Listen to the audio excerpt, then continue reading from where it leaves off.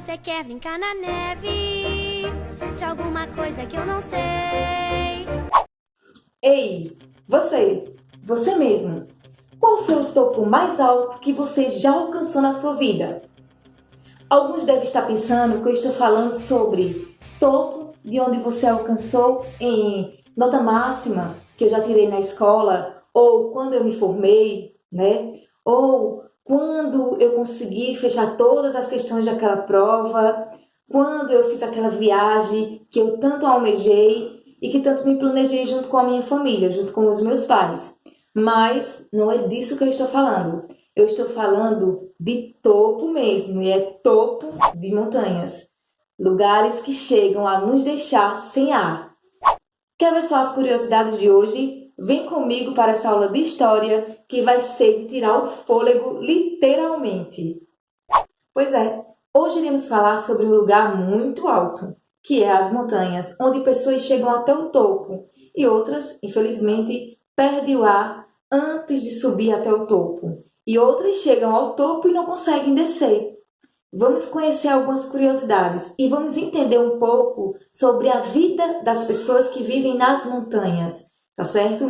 Na perspectiva histórica. Como é que essas pessoas vivem lá, ok? Mas antes disso, eu quero deixar para vocês um verso bíblico, só para vocês entenderem e nós apreciarmos ainda mais o poder grandioso de Deus. O verso bíblico diz assim: porque em verdade vos digo, que qualquer que disser a este monte, ergue-te e lança-te no mar, e não duvidar em seu coração, mas crê que se fará aquilo que diz, tudo o que disser lhe será feito. Marcos 11, 23. Já escutou falar que a fé move montanhas? Pois é, Deus está falando aí em um sentido figurado, para nos mostrar, certo, o quão grande é o poder dele. Ele está fazendo uma comparação figurativa para nos mostrar que o poder dele é tão grande que ele tem poder para mover uma montanha de um lugar para o outro. E agora, nesse momento, nós vamos entender um pouco sobre a estrutura, tá certo, de uma montanha. Como é que se formam essas montanhas? Vem comigo. Professora, e como se formam as montanhas? Você deve lembrar que embaixo da nossa crosta terrestre existem várias placas tectônicas.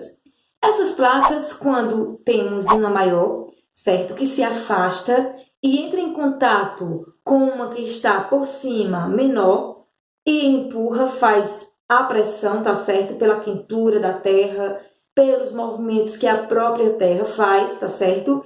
Ela acaba empurrando a outra e formando um certo enrugamento na que está na parte de cima, trazendo assim montanhas para a crosta.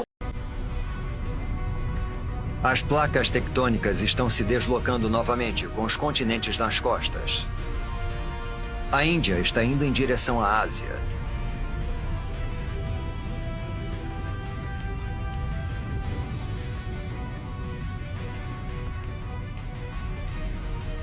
As placas indiana e asiática estão travando uma batalha de titãs.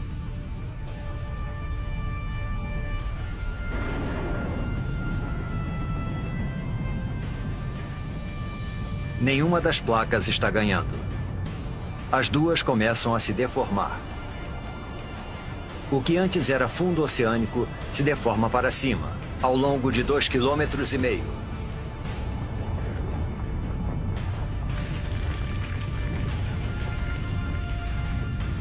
Uma enorme cordilheira é formada. 1.500 metros. 4.500 metros.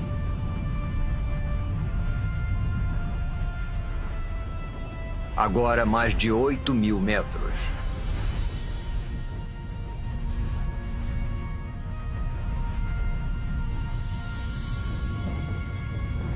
É a Cordilheira do Himalaia.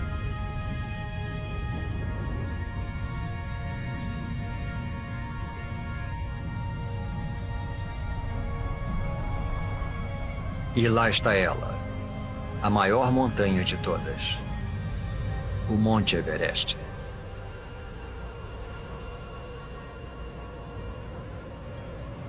Seu cume alcança a corrente do jato da Terra, a mesma altitude em que voam os aviões.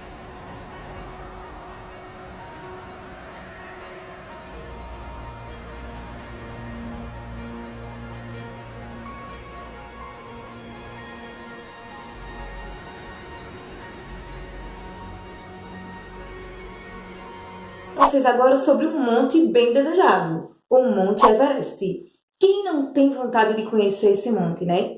Mas eu vou logo contando a vocês que lá se tem muitos desafios para quem deseja um dia chegar ao topo do Everest. Primeiro, você não pode ir para o Monte Everest com a mesma roupa que você usa aqui no Brasil. Você usa blusa regata, de alça, short à vontade, certo? Usa também bermuda e aí você está super à vontade. Não dá de jeito nenhum para ir dessa forma. Lá a temperatura, para você ter ideia, no verão, ela varia de menos 20 graus Celsius a 35 graus Celsius. Essa temperatura que eu estou falando é negativa. Vejam só que situação de frio uma pessoa que vai desprevenido passa por lá. Outra coisa, no Monte Everest, você precisa também ter um investimento muito alto. Não é nada barato fazer essas viagens, tá certo? E essas escalações até o topo. Essa aula é para vocês, tá certo? E vou falar curiosidades agora que é de arrepiar. Para você que deseja ir no Monte Everest, você vai entender agora porque não é tarefa fácil, tá bom? A pessoa precisa ter um condicionamento físico muito, mas muito bom. Não se trata apenas de você, menino, jogar uma bola, de você, menina, praticar uma academia, você fazer uma caminhada e achar que tem uma boa saúde. Não, de forma alguma. Você precisa realmente ter uma saúde de atleta. Você realmente precisa ser aquela pessoa saudável, que tem uma alimentação boa e que tem condições físicas, tá certo? Por quê? Aqui onde nós estamos, no nosso ambiente normal, nós temos o nosso ar 100% para nós, certo? Mas quando você vai chegando a altitudes, essa porcentagem de ar disponível para você vai diminuindo. E essas pessoas, quando vão chegando lá em cima na montanha, ela fica com um condicionamento muito fraco para respirar. E sabe quantos por cento ela tem de ar para poder respirar? 30% apenas. Lá na montanha do Everest tem um lugar chamado de Pico da Morte, porque muitas pessoas quando chegam lá naquele pico, elas não aguentam e elas morrem ali mesmo, tá certo? Já foi comprovado e pela quantidade de corpos que encontraram, tá certo?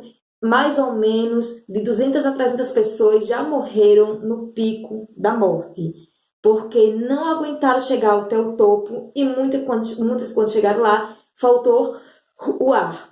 E para os governantes do local, lá do Everest, eles dizem que não tem noção e nem tem cabimento, nem recursos, trazerem aquelas pessoas que estavam lá em cima para baixo do monte, tá certo? Então os corpos, eles são muitas vezes jogados lá de cima ou deixados por lá.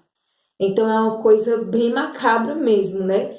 Mas muitas pessoas conseguem realizar o sonho de subir ao Monte Everest e descer com vida. São muitas as curiosidades, tá certo? Impressionantes. E agora eu vou passar algumas outras para vocês. Há uma curiosidade legal do menino que chegou lá, tá certo? Um menino de apenas 13 anos. Ele conseguiu chegar lá no topo do Everest.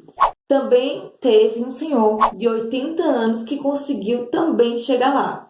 Muitas pessoas conseguem chegar lá, apesar que muitas no meio do caminho e até mesmo quando está chegando perto, não conseguem por conta da altitude, como eu já falei para vocês, né? Então essas pessoas acabam morrendo lá mesmo e elas são colocadas, umas são jogadas do ponto alto até a parte baixa, tá certo? Os corpos são lançados e outros eles tiram ainda e colocam lá em uma parte chamada de Vale do Arco-Íris, porque ficam os corpos na neve, tá certo?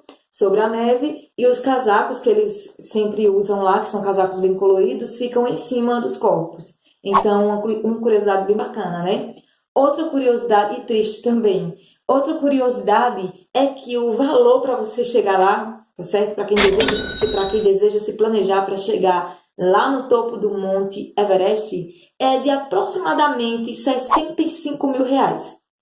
E isso é só de equipamentos, tá certo? Então não é um custo barato, mas um custo bem caro.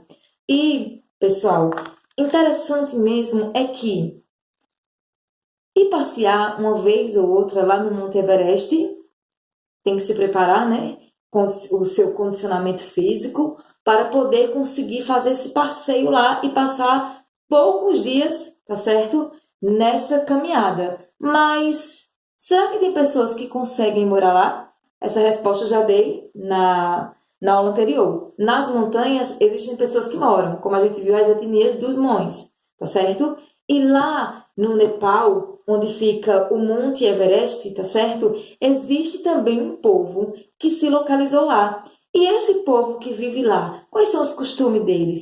O que é que eles fazem para que o corpo consiga aguentar o frio enorme que faz lá? Será que eles passam por algum tipo de capacitação?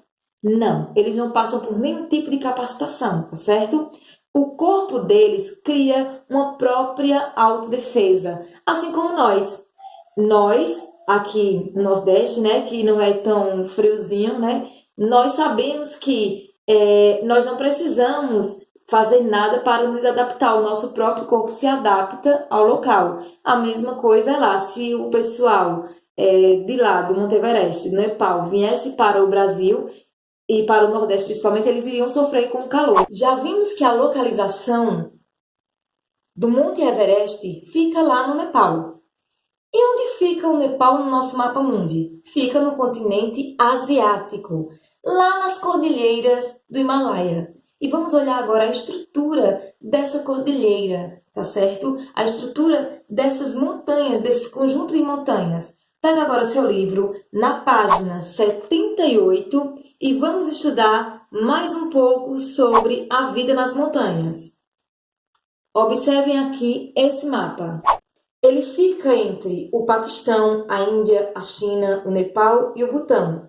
É considerada a maior cadeia de montanhas do mundo e possui o pico mais elevado do planeta, o Everest, com cerca de 8.850 metros de altitude. A palavra Himalaia tem origem no antigo sânscrito, que significa morada das neves.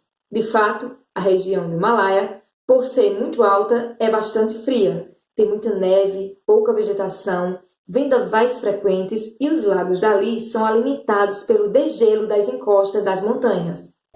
Vocês podem observar aqui no livro de vocês a Cordilheira do Himalaia, a imagem que nós temos aqui do conjunto de montanhas.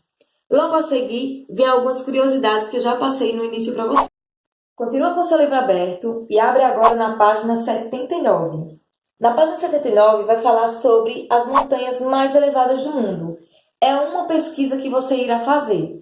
Eu tenho aqui a alternativa 1 e o quesito também 2, onde vocês irão responder. E nós iremos debater sobre essas respostas na próxima aula, ao vivo, tá certo? Será dessa forma que iremos corrigir. Vocês vão tirar a foto, mandar pelo iClass, beleza?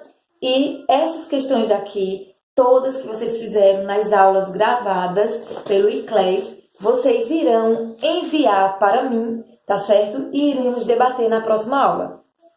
Então, passem para a página 80 e vamos falar um pouco agora sobre a vida nas montanhas do Himalaia. Pegue o seu livro e acompanhe a leitura.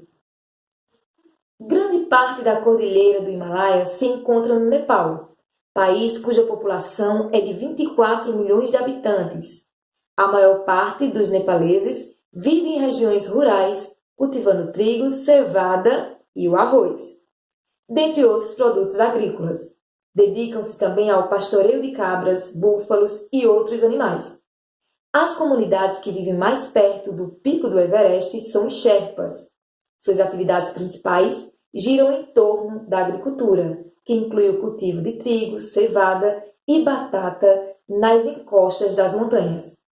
O iaque é uma espécie bovina domesticada, para puxar cargas pesadas e da qual também são aproveitados a carne e o leite. A partir de seu pelo e pele, fabricam-se cordas, tecidos, cobertores, chapéus e casacos. Os Sherpas também são conhecidos por sua enorme resistência pulmonar. Eles têm uma enorme resistência à pressão atmosférica e também pela força, que lhes permite carregar peso quando se locomove pelas encostas. Desde que o desafio de atingir o topo do Monte Everest foi superado na década de 1950, a movimentação de turistas na região aumentou bastante. Atualmente, cerca de 40% da renda local provém do turismo, que constitui uma oportunidade de trabalho para a população Sherpa. No entanto, a maior presença humana nessas áreas trouxe também maior degradação da natureza, em função do desmatamento, das construções urbanas, do lixo, do desaparecimento da fauna nativa e etc. Devido a esses fatores, foi criado, em 1979, o Parque Nacional de Sagarmatha, ou seja, Everest na língua dos Sherpas, para a proteção desse rico patrimônio natural da humanidade. Vocês puderam perceber claramente que a vida do povo que vive nas montanhas não é tão simples assim.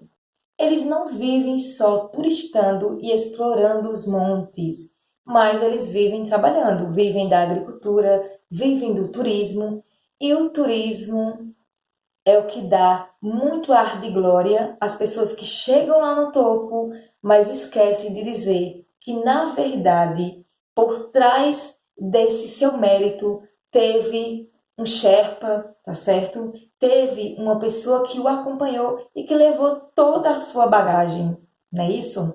Então, eles ajudam no turismo com a sua força física, levando as bagagens, tá certo? E mesmo em meio àquela falta de ar, aquela pressão nos pulmões, eles mesmo assim conseguem fazer e exercer o seu trabalho. Então, é bem interessante a cultura deles, o cultivo que eles conseguem cultivar nas montanhas, tá certo? E o modo em que eles vivem. Nós também vamos conhecer outros povos, tá certo? Depois da página 80, abram na página 81 e vocês irão responder o quesito 4 e o quesito 5 sobre a sociedade de castas no Nepal. Esse daqui nós iremos tratar ao vivo na nossa próxima aula, tá certo?